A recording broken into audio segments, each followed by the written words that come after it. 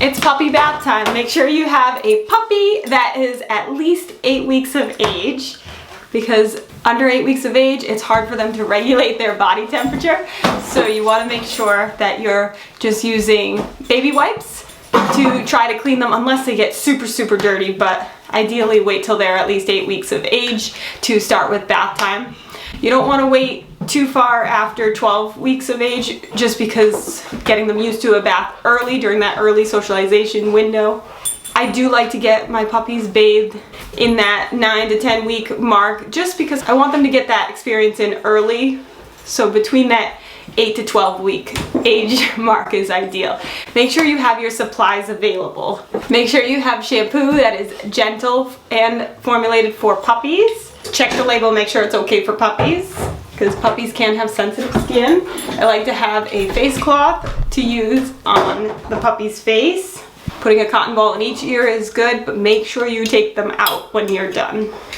Have a nice towel and hair dryer at the ready. Some puppies can get chilled easily, so just make sure that you're doing their bath in a nice warmed bathroom and then drying them right after. You can use a sprayer to make it easier, or a bucket of water, or fill the tub up and then rinse off with clean water. There's different options, whatever works for you. Let's get Oaken in the tub. Try to praise them and keep them as calm as possible. Make it a fun experience if you can. But it's going to take some time for them to get used to it.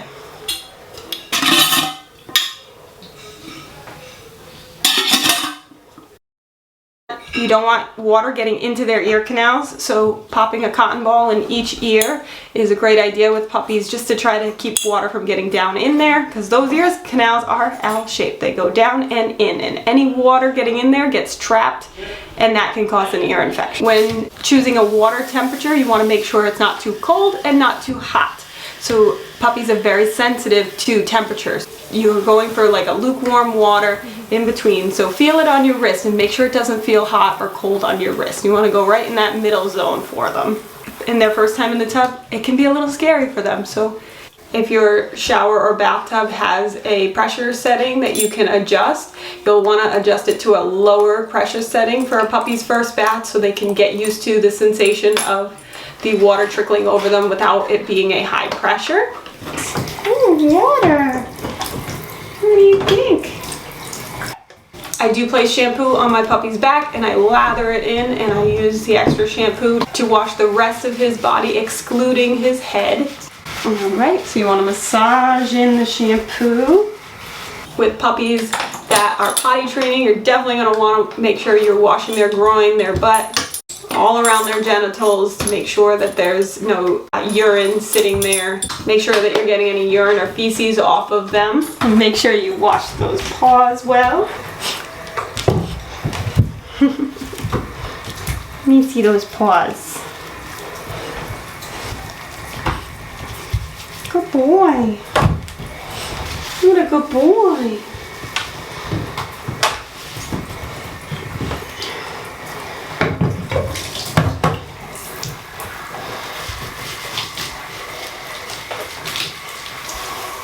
Let's get you rinsed off. That's still a nice temperature. What do you think, buddy?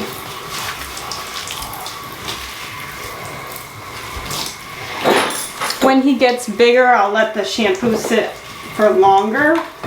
We'll build up to that. No, wait. It's okay. It's okay. We're almost done. It's really important after you're done lathering up your puppy that when you're rinsing your puppy, you rinse off all the suds and bubbles. You want to get all that shampoo out of their fur, because if they're left behind, it can make them feel really itchy and dry out their skin. I use a face cloth to wash my puppy's face rather than spraying them with water on the face. I don't use shampoo. I just use a wet washcloth without any shampoo to wash my puppy's face. Make sure you remove the cotton balls from each ear. Once all the bubbles are out, then you want to towel dry your puppy. Good boy. What a good boy. Don't want to eat cotton balls, right? We don't want to eat cotton balls. After towel drying, you can use a blow dryer to finish drying up your puppy. I do like to let my puppies check out the hairdryer before I use it on them. Get their seal of approval first. I like to use it on a low setting with warm air, but make sure it's not too hot.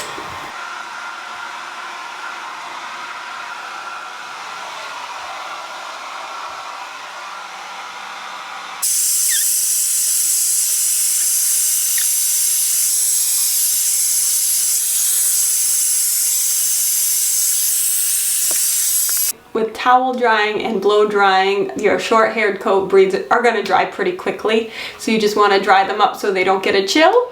Long-haired breeds, you're going to want to brush and dry them at the same time to try to get out any knots.